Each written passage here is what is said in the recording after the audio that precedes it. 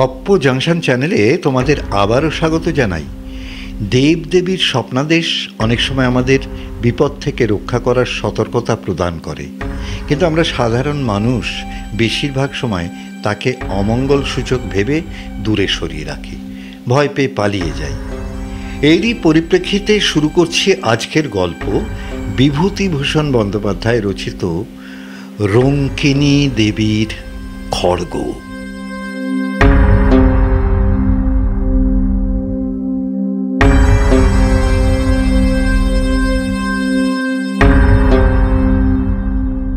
জীবনে অনেক জিনিস ঘটে যাহার কোনো যুক্তিসঙ্গত কারণ খুঁজিয়া পাওয়া যায় না, তাহাকে আমরা অতি প্রাকৃত বলিয়া অভিহিত করি। জানি না, হয়তো খুঁজিতে জানিলে তাহাদের সহজ ও সম্পূর্ণ স্বাভাবিক কারণ বাহির করা যায়। মানুষের বিচার বুদ্ধি ও অভিজ্ঞতালব্ধ কারণগুলি ছাড়া অন্য কারণ হয়তো তাদের থাকিতে পারে, ইহা লইয়া তর্ক উঠাইব না।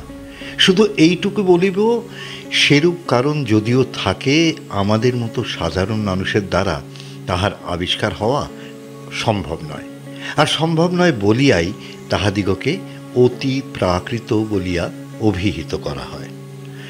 আমার জীবনে একবার এইরূপ একটি ঘটনা ঘটিয়াছিল, যাহার যুক্তিযুক্ত কারণ তখন বা আজ কোনো দিনই খুঁজিয়া পাই নাই। পাঠকদের কাছে সেটি বর্ণনা করিয়াই আমি খালাস। তাহারা যদি সে রহস্যের কোনো স্বাভাবিক সমাধান নির্দেশ করিতে পারেন, যথেষ্ট আনন্দ লাভ করিব। হ্যাঁ, ঘটনাটা এবার বলি। কয়েক বছর আগের কথা। মানভূম জেলার চেরো নামক গ্রামের মাইনার স্কুলে তখন মাস্টারি করি।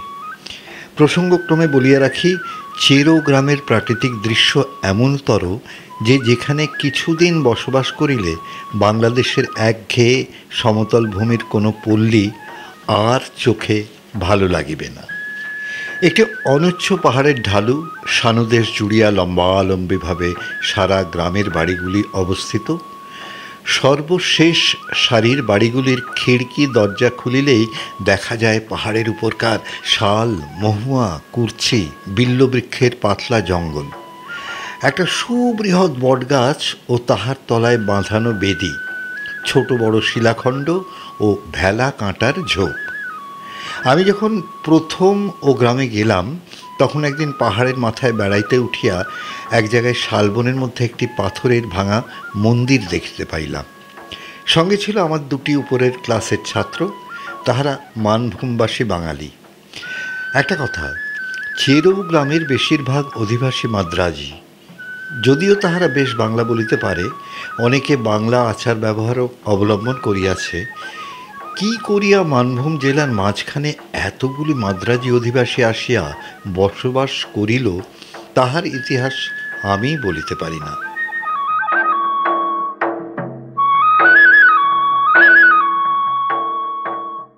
মন্দিরটি কালো পাথরের এবং একটু অদ্ভুত গঠনের, অনেকটা যেন চাঁচড়া রাজবাড়ির দশ মহাবিদ্যার মন্দিরের মতো ধরনটা। এই অঞ্চলে এরূপ গঠনের মন্দির আমার চোখে পড়ে নাই। তাছাড়া মন্দিরটি সম্পূর্ণ পরিত্যক্ত ও বিগ্রহ শূন্য। হ্যাঁ, দক্ষিণের দেওয়ালে পাথরের চাই কিয়দংশ ধসিয়া পড়িয়াছে। দরজা নাই, শুধু আছে পাথরের চৌকাঠ। মন্দিরের মধ্যেও চারিপাশে বনতুলসীর ঘন জঙ্গল। সান্ধ্য আকাশের পটভূমিতে সেই পাথরের বিগ্রহহীন ভাঙা মন্দির আমার মনে কেমন যেন একটা অনুভূতির সঞ্চার করিল। আশ্চর্যের বিষয়, অনুভূতিটা ভয়ের। হ্যাঁ, ভাঙা মন্দির দেখিয়া মনে ভয় কেন হইল, এ কথা তারপর বাড়ি ফিরিয়া অবাক হইয়া ভাবিয়াছি।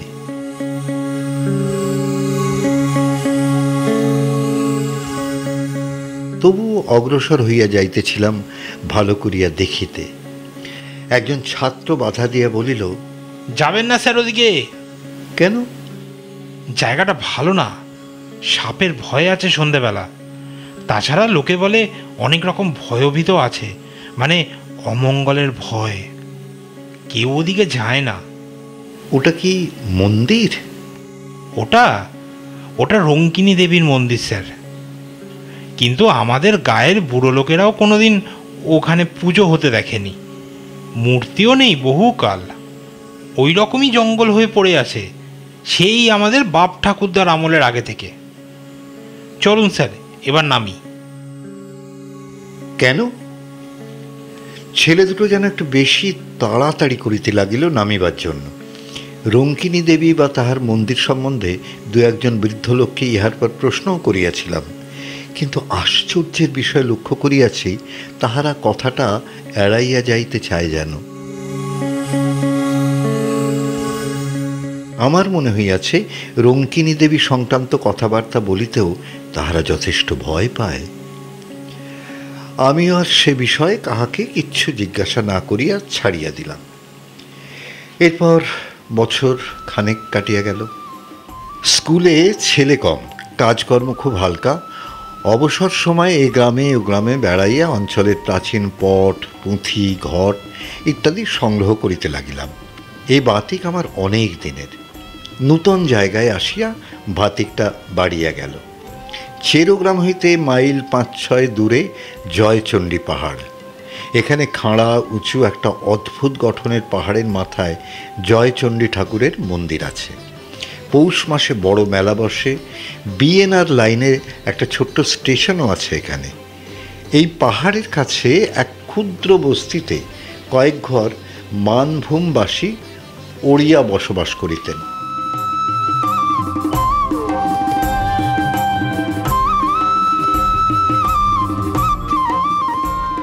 মানভূমবাসী ওড়িয়া ব্রাহ্মণের বাস।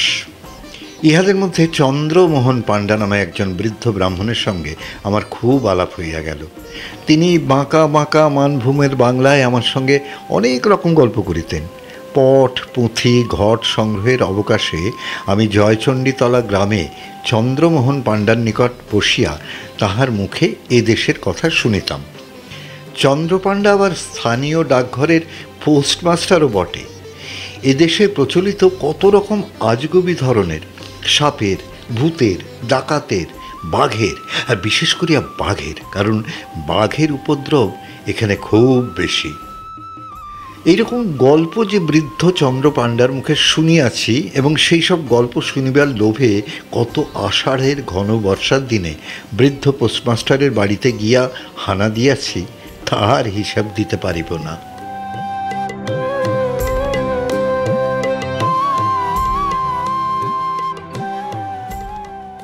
মানভূমের এইসব অরণ্য সভ্য জগতের কেন্দ্র হইতে দূরে অবস্থিত। এখানকার জীবনযাত্রা একটু স্বতন্ত্র ধরনের।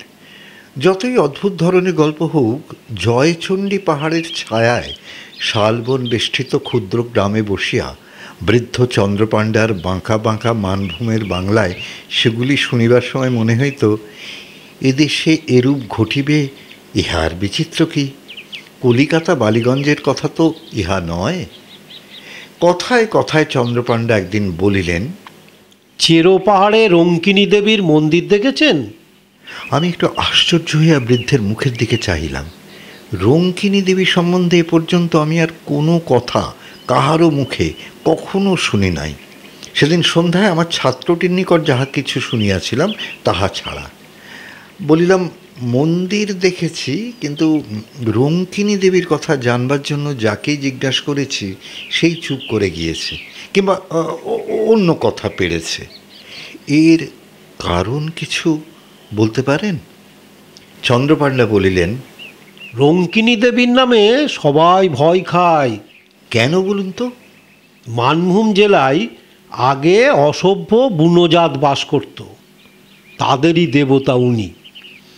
ইদানিং হিন্দুরা এসে যখন বাস করলে উনি হিন্দুদের ঠাকুর হয়ে গেলেন, তখন তাদের মধ্যে কেউ মন্দির করে দিলে। কিন্তু রঙ্কিনী দেবী হিন্দু দেবদেবীর মতো নয়, অসভ্য বন্য জাতির ঠাকুর। জানেন, আগে ওই মন্দিরে নরবলি হতো। 60 বছর আগেও রঙ্কিনী মন্দিরে নরবলি হয়েছে। অনেকে বিশ্বাস করে রঙ্কিনী দেবী অসন্তুষ্ট হলে আর রক্ষা নেই, অপমৃত্যু আর অমঙ্গল আসবে তাহলে। এরকম নাকি অনেকবার হয়েছে। আর একটা প্রবাদ আছে এই অঞ্চলে, দেশে মড়ক হবার আগে রঙ্কিনী দেবীর হাতের খাড়া রক্তমাখা দেখা যেত। আমি যখন প্রথমে এদেশে আসি, সে আর 40 বছর আগেকার কথা, তখন প্রাচীন লোকদের মুখে একথা শুনেছিলাম। রঙ্কিনী দেবীর বিগ্রহ দেখেছিলেন মন্দিরে? না না, আমি এসে পর্যন্ত ওই ভাঙা মন্দিরই দেখছি। এখান থেকে কারা বিগ্রহটি নিয়ে যায় অন্য কোন দেশে। রঙ্কিনী দেবীর এসব কথা আমি শুনতাম ওই মন্দিরের সেবায়িত বংশের এক বৃদ্ধের মুখে। তার বাড়িও তো ছিল ওই চেরোগ্রামেই। আমি প্রথম যখন এদেশে আসি তখন তার বাড়ি অনেকবার গিয়েছি। দেবীর খাঁড়া রক্তমাখা হওয়ার কথাও তার মুখেই শুনি। এখন তাদের বংশে আর কেউ নেই। তারপর চেরোগ্রামেও আর বহুদিন যায়নি, বয়স হয়েছে, বড় বেশি কোথাও বেরোয়নি। বিগ্রহ মূর্তি কি? শুনেছিলাম তো কালী মূর্তি। আগে নাকি হাতে সত্যিকারের নরমুণ্ডু থাকতো অসভ্যদের আমলে। কত যে নরবলি হয়েছে তার লেখাজোকা নেই। এখনও মন্দিরের পেছনের জঙ্গলের মধ্যে একটা ঢিবি আছে, খুললে নরমুণ্ডু পাওয়া যায়। সাধে এদেশের লোক ভয় পায় শুনিয়া সন্ধ্যার পর জয়চণ্ডীতলা হইতে ফিরিবার পথে আমারই গা ছমছম করিতে লাগিল। আরও বছর 2 সুখে দুঃখে কাটিল। জায়গাটা আমার এত ভালো লাগিয়াছিল যে হয়তো সেখানে আরও অনেক দিন থাকিয়া যাইতে পারিতাম। কিন্তু স্কুল লইয়াই বাঙালিদের সঙ্গে মাদ্রাজিদের একটা বিবাদ বাঁধিল। মাদ্রাজিরা স্কুলের জন্য বেশি টাকা করি দিত। তাহারা দাবি করিতে লাগিল কমিটিতে তাহাদের লোক বেশি থাকিবে, ইংরাজির মাস্টার একজন মাদ্রাজি রাখিতেই হইবে ইত্যাদি।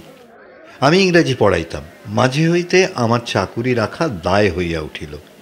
এই সময়ে আমাদের দেশে একটি হাই স্কুল হইয়াছিল। পূর্বে তাহারা আমাকে একবার লইয়া যাইতে চাহিয়াছিল, ম্যালেরিয়ার ভয়ে যাইতে চাহি নাই।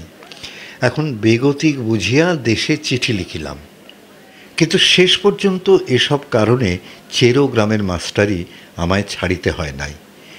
হ্যাঁ, কিসের জন্য ছাড়িয়ে দিলাম পরে সে কথা বলিব। এই সময় একদিন চন্দ্র পাণ্ডা চেরোগ্রামে কি কার্য উপলক্ষে আসিয়াছিলেন। আমি তাহাকে অনুরোধ করিলাম আমার বাসায় একটু চা খাইতে হইবে। তাহার গরুর গাড়ি সমেত তাহাকে গ্রেপ্তার করিয়া আমার বাসা বাড়িতে আনিলাম। বৃদ্ধ ইতিপূর্বে কখনো আমার বাসায় আসেন নাই। বাড়িতে ঢুকিয়াই চারিদিকে চাহিয়া বিস্ময়ের সুরে বলিলেন, এই বাড়িতে থাকেন আপনি? বলিলাম, আগে হ্যাঁ, ছোট্ট গাঁ, বাড়ি তো পাওয়া যায় না। আগে স্কুলের একটা পুরনো আমলের পাথরের গাঁথনির বাড়ি, বেশ বড় বড় 3টে কামরা, একদিকে একটা সরু যাতায়াতের বারান্দা, জবরদস্ত গড়ন, যেন খিলজিদের আমলের দুর্গ কি জেলখানা। হাজার ভূমিকম্পে এ বাড়ির একটা চুন বালি খসাইতে পারিবে না। বৃদ্ধ বসিয়া আবার বাড়িটার চারিদিকে চাহিয়া চাহিয়া দেখিতে লাগিলেন। ভাবিলাম বাড়িটার গড়ন তাহার ভালো লাগিয়াছে। বলিলাম, সেকালের গড়ন, খুব টনক, আগা গোড়া পাথরের। চন্দ্রপাণ্ডা বলিলেন, না না, সেজন্য নয়। আমি এই বাড়িতে প্রায় 30 বছর আগে যথেষ্ট যাতায়াত করতাম। এই বাড়ি হলো রঙ্কিনী দেবীর সেবায়িত বংশের। ওদের বংশে এখন আর কেউ নেই। আপনি যে বাড়িতে আছেন তা জানতাম না। তা বেশ বেশ, অনেক দিন পর বাড়িটাতে ঢুকলাম কি না, আমার বড় অদ্ভুত লাগছে। তখন বয়স ছিল 30 আর এখন হলো প্রায় 60। চা পান করিয়া বৃদ্ধ গরুর গাড়িতে গিয়া উঠিলেন। আরও বছরখানেক কাটিয়া গিয়াছে। দেশের স্কুলে চাকুরির আশ্বাস পাইলেও আমি এখনও যাই নাই, কারণ এখানকার বাঙালি মাদ্রাজি সমস্যা একরূপ মিটিয়া গিয়াছে। আপাতত আমার চাকুরিটা বজায় রহিল বলিয়াই তো মনে হয়। চৈত্র মাসের শেষ, 5-6 ক্রোশ দূরবর্তী এক গ্রামে আমারই এক ছাত্রের বাড়িতে অন্নপূর্ণা পূজার নিমন্ত্রণ রক্ষা করিতে গিয়াছিলাম। মধ্যে রবিবার পড়াতে শনিবার গরুর গাড়ি করিয়া রওনা হই। রবিবার ও সোমবার থাকিয়া মঙ্গলবার দুপুরের দিকে বাসায় আসিয়া পৌঁছিলাম। বলা আবশ্যক, বাসায় আমি একাই থাকি। স্কুলের চাকর রাখো হরি আমার রান্না করে। এ কয়দিন স্কুলের ছুটি ছিল, রাখো হরিকে আমি সঙ্গে করিয়া লইয়া গিয়াছিলাম। বাহিরের দরজার তালা খুলিয়াই রাখো হরি বলিয়া উঠিল, এ বাবা, এ কিসের রক্ত, দেখুন দেখুন। প্রায় চমকিয়া উঠিলাম। হ্যাঁ, তাই বটে। বাহিরের দরজার চৌকাঠের ঠিক ভিতর দিক হইতে রক্তের ধারা উঠান বাহিয়া যেন চলিয়াছে। একটানা ধারা নয়, ফোঁটা ফোঁটা রক্তের একটা অবিচ্ছিন্ন সারি, একেবারে টাটকা রক্ত। এইমাত্র সদ্য যেন কাহারও মুন্ড কাটিয়া লইয়া যাওয়া হইয়াছে। আমি তো অবাক। কিসের রক্তের ধারায় কোথা হইতে বা আসিল? আজ দুদিন তো বাসা বন্ধ ছিল। বাড়ির ভিতরের উঠানে রক্তের দাগ আসে কোথা হইতে? তাহার উপর সদ্য তাজা রক্ত। অবশ্য কুকুর, বিড়াল ও ইঁদুরের কথা মনে পড়িল। এক্ষেত্রে পড়াই স্বাভাবিক। চাকরকে বলিলাম, দেখতো রে, রক্তটা কোন দিকে যাচ্ছে? এ সেই বড় হুলো বিড়ালটার কাজ। রক্তের ধারাটা গিয়াছে দেখা গেল সিঁড়ির নিচের চোরা কুঠারির দিকে। ছোট্ট ঘর, ভীষণ অন্ধকার এবং যত রাজ্যের ভাঙা চূড়া পুরনো মালে ভর্তি বলিয়া আমি কোনো দিন চোরা কুঠুরি খুলি নাই। চোরা কুঠুরির দরজা পার হইয়া বন্ধ ঘরের মধ্যে রক্তের ধারাটার গতি দেখিয়া ব্যাপার কিছুই বুঝিতে পারিলাম না। কতকাল ধরিয়া ঘরটা বাহির হইতে তালাবন্ধ। যদি বিড়ালের ব্যাপারই হয়, বিড়াল ঢুকিতেও তো একটা ছিদ্র পথ দরকার হয়। চোরা কুঠুরির তালা লোহার শিকের চার দিয়া খোলা হইল। আলো জ্বালিয়া দেখা গেল ঘরটায় পুরনো ভাঙা তোবড়ানো টিনের বাক্স, পুরনো ছেঁড়া গদি, খাটের পায়া, মরিচ ধরা সড়কি, ভাঙা টিন, শাবল ইত্যাদিতে ঠাসা বোঝাই। ঘরের মেঝেতে সোজা রক্তের দাগ এক কোণের দিকে গিয়াছে। রাখো হরি খুঁজিতে খুঁজিতে হঠাৎ চিৎকার করিয়া বলিয়া উঠিল, বাবু, এ কি বাবু, এতে কি করে এমন ধারা রক্ত লাগলো? তারপর সে কি একটা জিনিস হাতে তুলিয়া ধরিয়া বলিল, বাবু, দেখুন কাণ্ডটা, এটা কি? জিনিসটা হাতে লইয়া সে বাহিরে আসিতে তাহার হাতের দিকে চাহিয়া আমি চমকাইয়া উঠিলাম।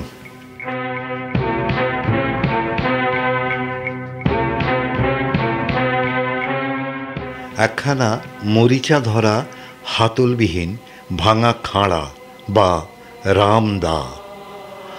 আগার দিকটা চওড়া ও বাঁকানো। বড় চওড়া ফলাটা তাজা রক্তে টকটকে রাঙা। একটু আধটু রক্ত নয়, ফলাতে আগা গোড়া রক্ত মাখানো।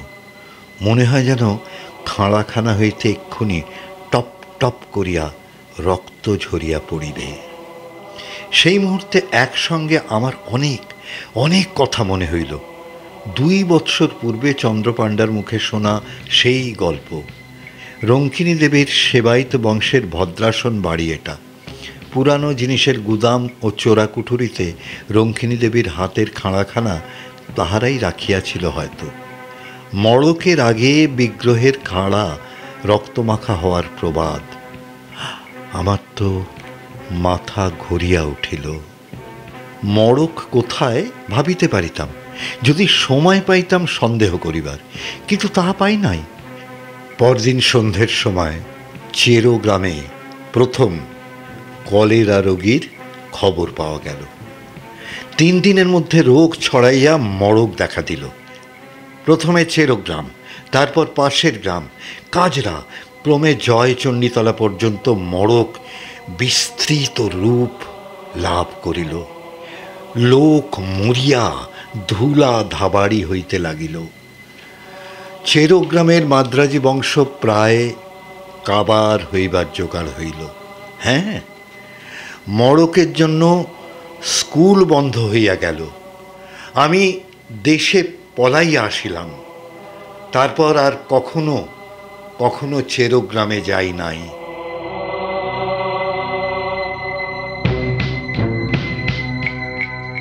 গ্রীষ্মের বন্ধের পূর্বেই দেশের স্কুলের চাকুরিটা আমি পাইয়াছিলাম। সেই হইতে রঙ্কিনী দেবীকে আমি মনে মনে ভক্তি করি। তিনি অমঙ্গলের পূর্বাভাস দিয়া সকলকে সতর্ক করিয়া দেন মাত্র, আর মূর্খ জনসাধারণ তাহাকে অমঙ্গলের কারণ ভাবিয়া বারে বারে বারে বারে ভুল বোঝে।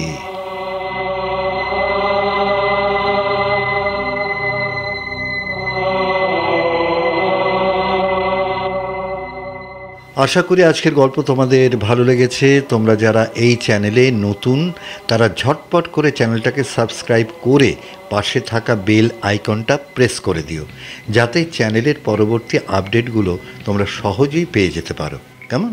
আর যারা এখনও গপ্প জাংশন ফেসবুক আর ইনস্টাগ্রামের পেজটা ফলো করনি, তারা দেরি না করে ফলো করে নিও। আবার ফেরত আসছি আগামী সপ্তাহে